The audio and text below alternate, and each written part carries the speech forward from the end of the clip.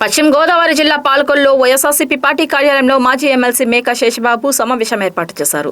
సమావేశంలో ఆయన మాట్లాడుతూ మంత్రి నిమ్మల రామనాయుడు ఫ్రస్ట్రేషన్లో తనపై కొన్ని వ్యక్తిగత విమర్శలు చేయడం జరిగిందన్నారు.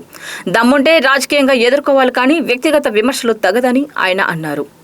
మంత్రి రామనాయుడు నా మీద వ్యక్తిగత విమర్శలు చేశారు. నేనెప్పుడూ రాజకీయంగా ఎదుర్కొన్నాను తప్ప వ్యక్తిగత విమర్శలు చేయలేదని చెప్పుకొచ్చారు. రామనాయుడు మతి భ్రమించి మాట్లాడారన్నారు. నా గురించి, నా రాజకీయ ప్రస్థానం గురించి మాట్లాడడం జరిగిందని, ఇది పద్ధతి కాదని అన్నారు. నిన్న పాలకొల్లు నియోజకవర్గంలో మంత్రి రామానాయుడు గారు ప్రెస్టేషన్లో ఆయన కొన్ని విమర్శలు చేయడం జరిగింది. దానిలో భాగంగా మేము ఈరోజు పత్రికా సమావేశం పెట్టడం జరిగింది. ఆయన ఏదేదో నిన్న ప్రేలాపనలు పేలటం జరిగింది, మతి భ్రమించి మాట్లాడటం జరిగింది. మరి ముఖ్యంగా ఆయన రాజకీయ జీవితం గురించి కూడా ఆయనగా మేము చెప్పవలసినటువంటి అవసరం ఉంది. ముఖ్యంగా ఆయన గతంలో కాంగ్రెస్ పార్టీలో హరిరామ జోగి గారి ద్వారా అప్పుడు తిరిగినటువంటి పరిస్థితులు మనందరికీ కూడా తెలుసు.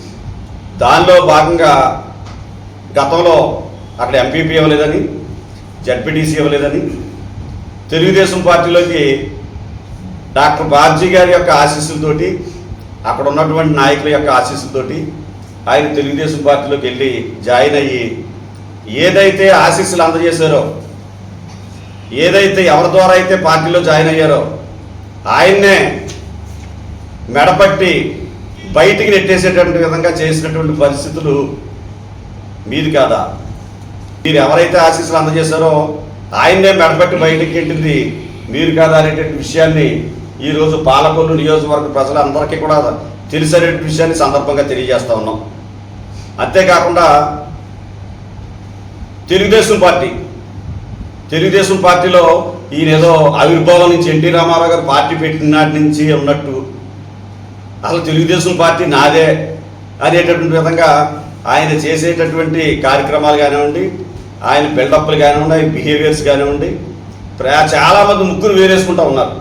ఎందుకంటే మేము ఇంతమంది సీనియర్స్ ఉన్నాం, ఇంతమంది ఉండి నిన్నగాక మొన్నొచ్చి పార్టీలో అందరినీ కూడా బలిపశువులు చేసి నాయకత్వం వహించి ఎవరిని కూడా ఎదగకుండా చేస్తున్నటువంటి విధంగా తెలుగుదేశం పార్టీలో కానివ్వండి అన్ని చోట్ల ఒక చర్చ అనేది జరుగుతూ ఉంది. ఎమ్మెల్సీ గారు గతంలో డాక్టర్ రామ్మోహన్ గారు పార్టీ ఆవిర్భావ దినోత్సవం నుంచి ఉన్నాడు. ఆయన ఎన్నో పదవులు చేశారు, 2 సార్లు ఎమ్మెల్సీ చేశారు. ఎమ్మెల్సీ చేసినటువంటి వ్యక్తినే ఆయన తొక్కేసేటటువంటి విధంగా ఆయన కనీసం ఎమ్మెల్సీ చేసినటువంటి వ్యక్తి ఆయన గ్రామంలో ఆయన 4 మొక్కలు పోతుకుంటా కూడా అవకాశం లేదు. ఆ నేనేదో ఆకటిపల్లిలో మా అబ్బాయి కానివ్వండి, మా తమ్ముడికి బ్రదర్ కానివ్వండి ఫ్యాక్టరీ నిర్మాణం చేసుకోవడం జరిగింది. దాని గురించి కూడా వ్యక్తిగత వ్యాపారాల గురించి వాటి గురించి కూడా మాట్లాడడం జరిగింది.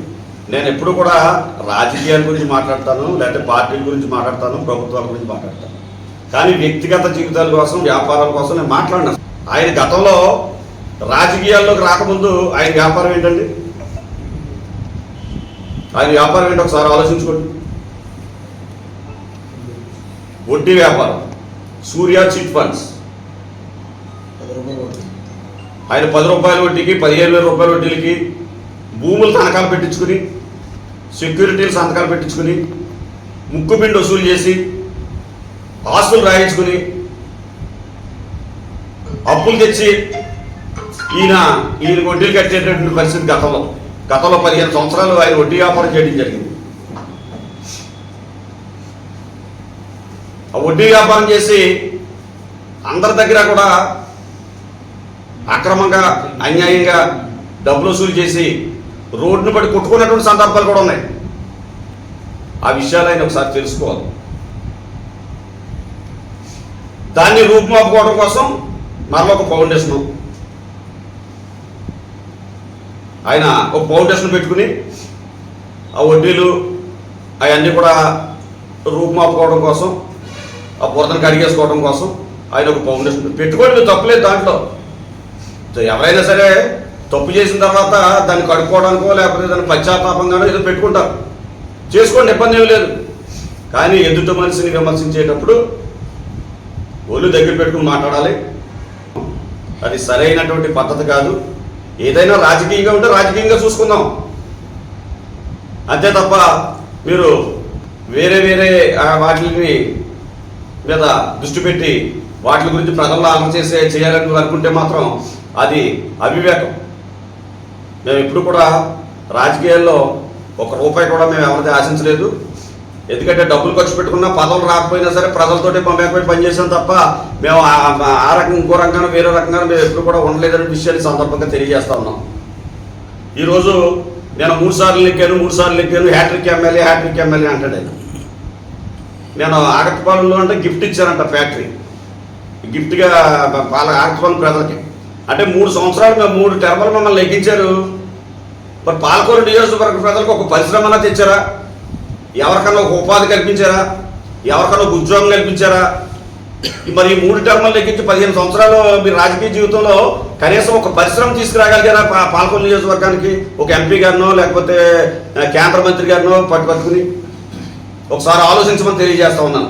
ఎంతో మంది ఎంటెక్లు చదువుకున్నారు, బీటెక్లు చదువుకున్నారు, డిగ్రీలు చదువుకున్నారు, ఉద్యోగాలు లేక హైదరాబాదు, బెంగళూరు, ఇతర రాష్ట్రాలకు వెళ్ళి ₹15,000 ₹20,000 కుటుంబాన్ని వదులుకుని మరి ఆయన బయటకు వెళ్తున్నారంటే ఒకసారి మనం ఆలోచించాలని సందర్భంగా తెలియజేస్తా ఉన్నాం.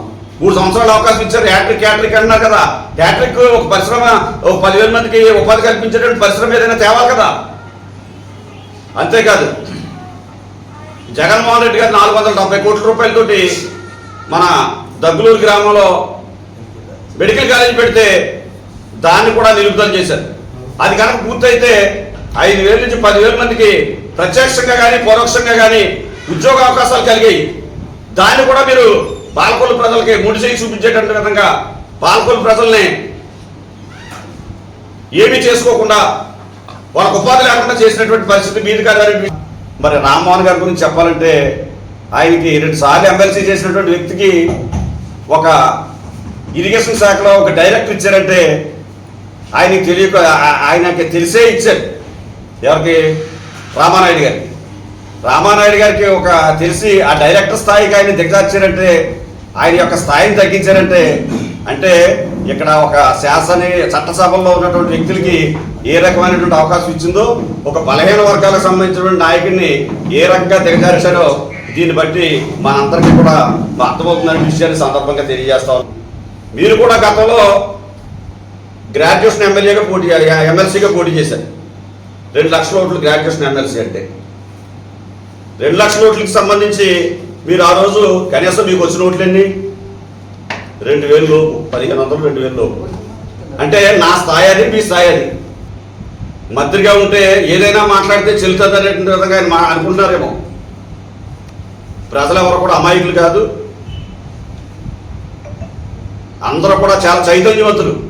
ఎవరేంటి ఎవరు చెప్పేది వాస్తవం. జోగి గారు ఆ రోజు పార్లమెంట్ మెంబర్గా ఉన్నప్పుడు బ్రిడ్జి నిర్మాణం చేయడం జరిగింది. 80 మందికి ఇళ్ల స్థలాలు ఇవ్వడమే కాదు, ఇల్లు కూడా కట్టించడం జరిగింది.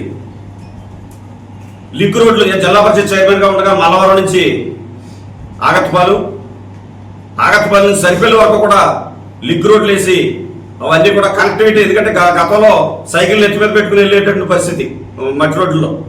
ఆ రోజుల్లో నేను లింక్ రోడ్లు నిర్మాణం చేసి ఆ రోజు ఒక ఆగత్పాలెం గ్రామంలోనే కాదు, చిల్లపూడి కానివ్వండి, పెరువలం కానివ్వండి, అరటగట్ల కానివ్వండి, అదేవిధంగా అనేక గ్రామాల్లో యలమంచిలు కానివ్వండి, వ్యాప్తంగా ఒట్టి వసంత్ కుమార్ గారు గ్రామీణాభివృద్ధి శాఖ మంత్రిగా ఉన్నప్పుడు నేను ఆయన్ని రిక్వెస్ట్ చేసి ఎక్కువ నిధులు పట్టుకొచ్చి ప్రతి మండలానికి, ప్రతి గ్రామానికి, ప్రతి నియోజకవర్గానికి కూడా పెద్ద ఎత్తున కోట్లాది రూపాయలు మరి ఎన్ఆర్జీఎస్ నిధులు తీసుకొచ్చి అభివృద్ధి చేసినటువంటి పరిస్థితి నేను ఒకసారి మీకు తెలియజేస్తా ఉన్నాం.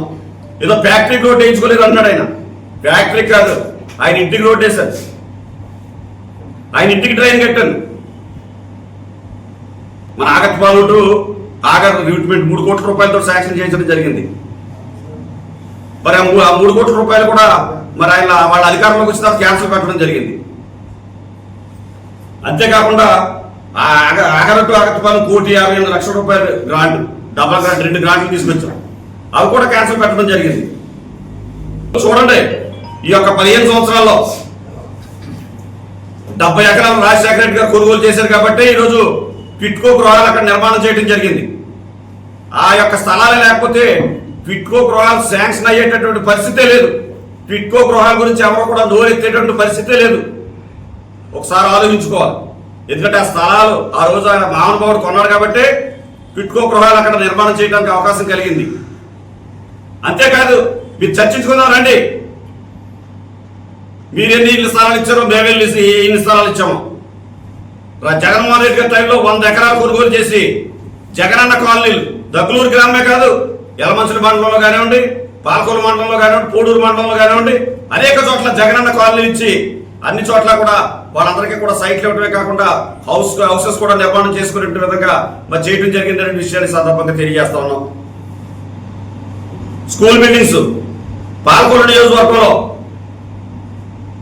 నాడు నేడు కార్యక్రమం ద్వారా ఇంచుమించు సుమారు 80 నుంచి 100 కోట్ల వరకు కూడా ఈ యొక్క 5 సంవత్సరాల్లోనూ కూడా మేము మౌలిక సౌకర్యాలు, ఎందుకంటే దానికి సంబంధించిన మౌలిక సౌకర్యాలన్నీ కూడా కల్పించేటువంటి విధంగా కార్పొరేట్ స్కూల్స్ ఏ రకంగా అయితే ఉన్నాయో ఆ రకంగా మేమందరం జగన్మోహన్ రెడ్డి గారు డెవలప్ చేయడం జరిగిందనే విషయాన్ని సందర్భంగా తెలియజేస్తా ఉన్నాం.